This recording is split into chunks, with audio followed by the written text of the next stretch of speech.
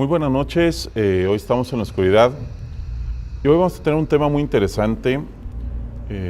Normalmente cuando estamos hablando de diversos temas, estamos hablando sobre religión, estamos hablando sobre Semana Santa, siempre cae a la mesa algunas pláticas sobre la vida de Jesús y a partir de algunos libros muy interesantes y unas películas que se hicieron después, el Código Da Vinci, surgieron algunas, podemos llamarlas dudas, ideas distintas o algunos, rumores, se podría decir, sobre su vida y sobre algunos acontecimientos que rodean la vida de Jesús. Para esta noche tenemos la presencia y contamos con el honor de que nos acompañe don Miguel Picado, presbítero, profesor, jubilado de la UNA. Sí.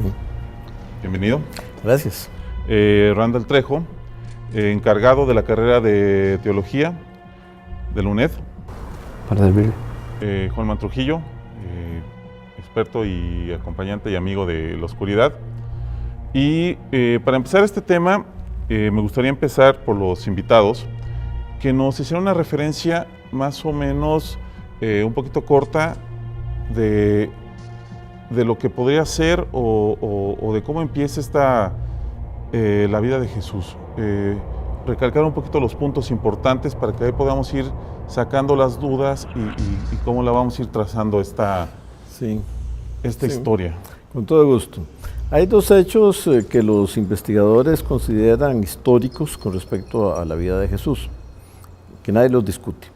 Que fue bautizado por Juan el Bautista y que murió en la cruz. Eso nadie lo discute.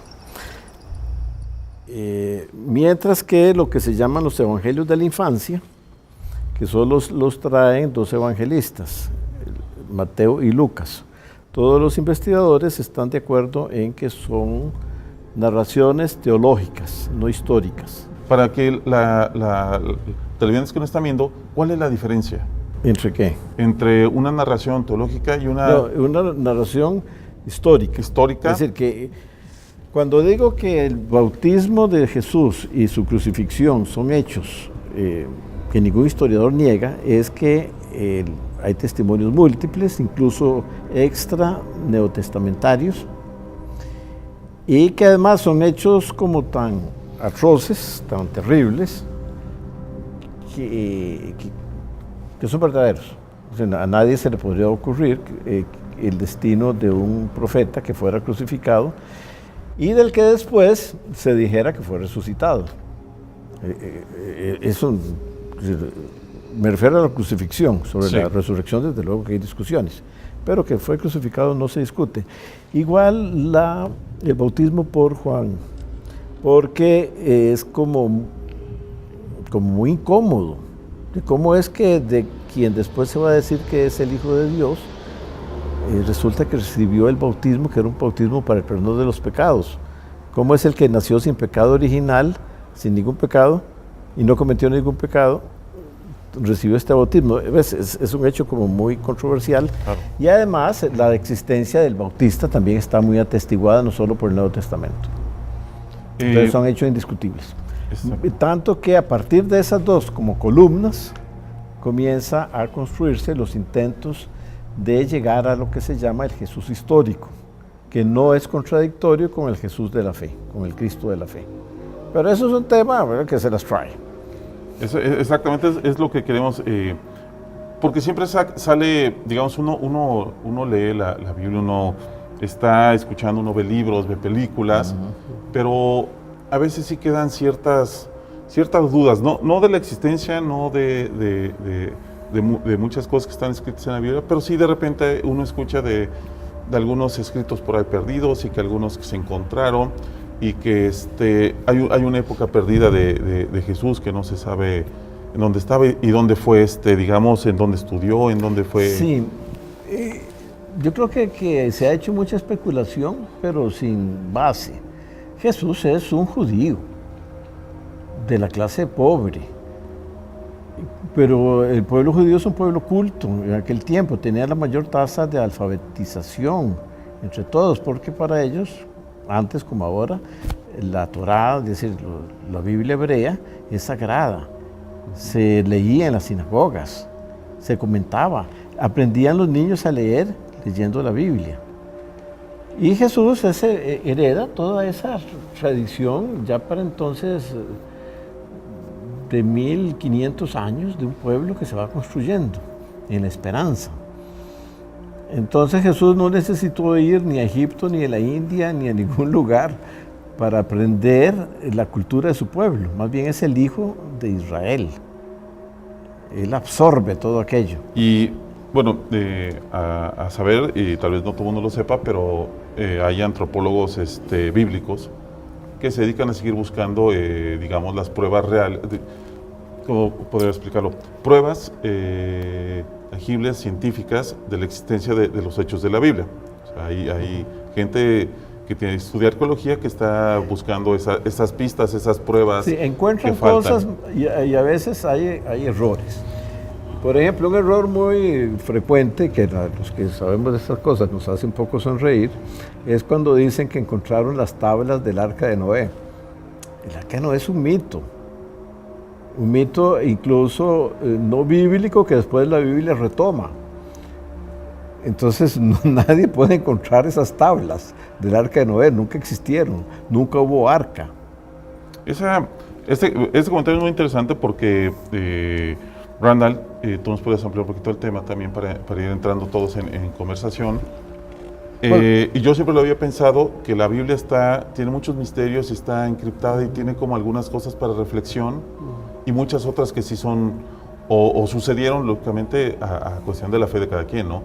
Y hay otras cosas que se han ido probando históricamente. Pero yo creo que algunas, como nos comenta don Miguel Picado, están hechas para la reflexión y en base a algunas otras historias que van rodeando todo esto, ¿no? Sí. Desde la pregunta inicial, aún los teólogos no hemos llegado a conclusiones, ¿verdad?, certeras con respecto a esto. Lo que don Miguel apunta es muy cierto, ¿verdad? No podemos negar que hubo un hombre que se llamó Jesús y que de muchas formas fue admirado y tuvo su propaganda, por así decirlo, pero si nos sacamos de textos bíblicos, extra Biblia, hay más escritos sobre Juan el Bautista que sobre Jesús, ¿verdad? Entre los escritos romanos y etcétera, algunos famosos filósofos, se habla más de Juan que de Jesús, entonces, ¿verdad?, entramos en un problema. La pregunta inicial era sobre la niñez de Jesús. Tenemos algunos rasgos de la niñez de Jesús. Por ejemplo, el nacimiento de Jesús en Mateo, que no, aunque es el primer evangelio en la Biblia, no es el primer evangelio que se escribe. El primer evangelio que se escribe es Marcos. Y no tiene nada, no nos dice nada de la niñez de Jesús. Acomodaron a Mateo de primero porque cuando se acomodó la Biblia y se tabuló, me imagino, no estaban las herramientas que tenemos ahora, psicología, antropología, sociología y hasta la misma filosofía que viene a aclarar muchas cosas en la Biblia. Después aparecen algunos otros textos que son los apócrifos, como la fuente Q, que está ahí, ¿verdad?, y que es innegable. Algunos evangelios, el Evangelio de María, el de Santiago, que nos dan algunas pautas para poder llenar algunos vacíos, pero no quiere decir que esos vacíos sean ni ciertos, si se pudieran llenar en algún momento, ni que para siempre quedaran llenos, ¿verdad? Como ejemplo, Jesús se nos pierde a los 12 años, con aquel texto tan bonito, a mí me fascina mucho. Jesús se le pierde a María y a José, no está con ninguno de los dos, estoy en la casa de mi padre. Esa es la respuesta, ¿verdad? Esa es la respuesta de Jesús. Después de ahí para allá no se sabe nada. Algunos teólogos, como lo decía el doctor Miguel Picado, dicen que sí, que Jesús es posible que se hubiera ido a leer mínimo a Platón, a Sócrates, ¿verdad? Sí, porque de hecho, perdón que te interrumpa, Holman, tú me comentabas algo muy interesante, que hoy en la mañana justamente estábamos hablando de eso, de la formación de Jesús como carpintero. No era un oficio que fuera, digamos, como común y corriente, no era para cualquier persona en esa época aprender un oficio y que te enseñaran y tener herramientas y tener ese tipo de acceso a esa formación, por lo cual nos implicaría que Jesús, aparte de tener acceso a educación, era alguien que tenía cercanía de gente inteligente, intelectual y que lo trabajaban, ¿no? O sea, que lo iban llevando para una formación. Sí, en la mañana hablábamos, buenas noches a todos también, en la mañana hablábamos de que Si hacemos una extrapolación de tiempos entre la época actual y la época antigua, Jesús es hijo de José, que es un carpintero. Para nosotros podríamos decir un humilde carpintero, ¿verdad? Pero en aquella época, ser carpintero es tanto como ser arquitecto hoy en día, ¿verdad? Era el que hacía las casas, el que hacía muebles. La analogía no es tan cierta en realidad. No es tanta. Porque cuando podemos comprobarlo con un texto bíblico, partiendo del hecho de lo que don Miguel Picado decía, sacando un texto tal vez un poco histórico, aunque la Biblia no da datos históricos precisos, Jesús lo que lo llevan cuando lo presentan al templo es una paloma. Eso quiere decir, en resumidas cuentas, que si Jesús hubiese sido alguien de plata, lo que hubieran llevado es un toro al templo, ¿verdad? Si hubiera sido digamos que Jesús era de una familia, por ponerlo ahorita, clase media. Más o menos. Tirando pobretones. Más pobre que para otro lado, porque definitivamente los judíos no tiran a engañar a Dios, ¿verdad? Ellos teniendo la plata para poder llevar, digamos, un toro para dedicárselo a Yahvé, o a Yahweh en este caso, no van a dárselo, no van a llevar una palomita queriendo engañar a Dios. Ellos casi no juegan a eso. Eso es muy, creo que, de nuestra cultura cristiana. Muy de nuestra cultura. Si hablamos un poco acerca de que ser carpintero o tener un oficio en la antigüedad, o sea, como lo que tenía José, pues igual no te iba a ser millonario, pero sí te daba un buen rango, estar comunicado con ciertas personas. Por ejemplo, ubiquémonos en un carpintero de aquella época, era el que le construía casas a quien tenía dinero para construir casas o quien tenía el medio para construir un espacio, ¿verdad? Y es una profesión que pone a Jesús en una posición un poco más normal. Tú dices clase media tirando a pobre y está bien, como dicen ustedes, pero no es visionario. O sea, nosotros podemos visionar ahorita un carpintero, una persona muy humilde, pero en aquel entonces un carpintero pudo haber sido una persona más relacionada con un gremio social, con una clientela, con un grupo de personas, y que le da a Jesús pues una connotación de más cultura, más organizado, ¿verdad? Y de venir de una familia con una profesión adecuada, ¿verdad? Estábamos como comentando en la mañana, ¿verdad? Entonces, solamente que obviamente a lo largo de la historia pues hemos tenido, siempre se ha caracterizado a Jesús por la humildad, por el compartir, por ese don hermoso de brindarse a los demás dentro de sus ambientes humildes, generosos. Su misma doctrina es dar a los demás, brindarle a los demás, y desde su posición, ¿verdad? O sea, estamos hablando de un Jesús que tenía ese don de no me interesa el dinero, me interesa es lo que podamos hacer en pro de los demás, lo que podamos compartir con los demás y basado pues en su ambiente.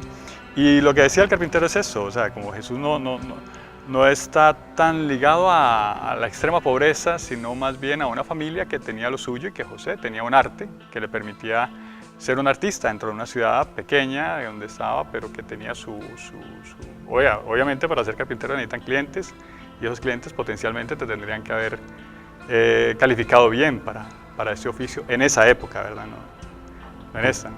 Porque de hecho, Jesús recibe una educación bastante amplia. No sabemos. Digamos para la forma en la que él se dirige, y aparte porque todos, digamos... No. Más bien... O sea, para mi punto de vista, y tratando yo de ser neutral acá, de sacar las dudas y de que todo el público lo puede saber, para mí yo creo que él debería de haber sido, o tendría que haber sido una persona que tuvo acceso a bastante educación, puesto... No se le nota. ¿Por qué? Porque, por ejemplo, Pablo Pablo era educado por rabinos. Se cita Gamaliel y hay otro. De Jesús no, más bien sorprende el uso tan libre que hace de las Escrituras. Y sorprende también que sus oyentes dicen, pero ¿de dónde saca estas cosas nuevas?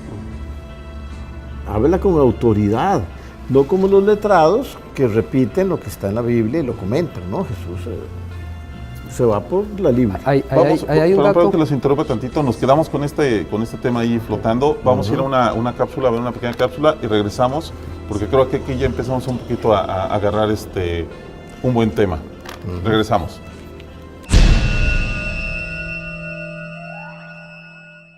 O algunos, podríamos decir, rumores, se podría decir, sobre su vida y sobre algunos acontecimientos que rodean la vida de Jesús. Para esta noche tenemos la presencia y contamos con el honor de que nos acompañe don Miguel Picado, presbítero, profesor, jubilado de la UNA. Sí. Bienvenido. Gracias. Randall Trejo, encargado de la carrera de teología. Y hoy vamos a tener un tema muy interesante. Normalmente cuando estamos hablando de diversos temas, estamos hablando sobre religión, estamos hablando sobre Semana Santa, siempre cae a la mesa algunas pláticas sobre la vida de Jesús, y a partir de algunos libros muy interesantes y unas películas que hicieron después, el Código Da Vinci, surgieron algunas, podemos llamarlas dudas, ideas distintas del UNED. Para servirle. Juan Trujillo, experto y acompañante y amigo de la oscuridad. Y para empezar este tema, me gustaría empezar por los invitados, que nos hicieron una referencia más o menos un poquito corta de lo que podría ser o de cómo empieza la vida de Jesús. Recalcar un poquito los puntos importantes para que ahí podamos ir sacando las dudas y cómo la vamos a ir trazando esta historia. Con todo gusto. Hay dos hechos que los investigadores consideran históricos con respecto a la vida de Jesús, que nadie los discute. Que fue bautizado por Juan el Bautista y que murió en la cruz. Eso nadie lo discute. Mientras que lo que se llaman los evangelios de la infancia, que solo los traen dos evangelistas.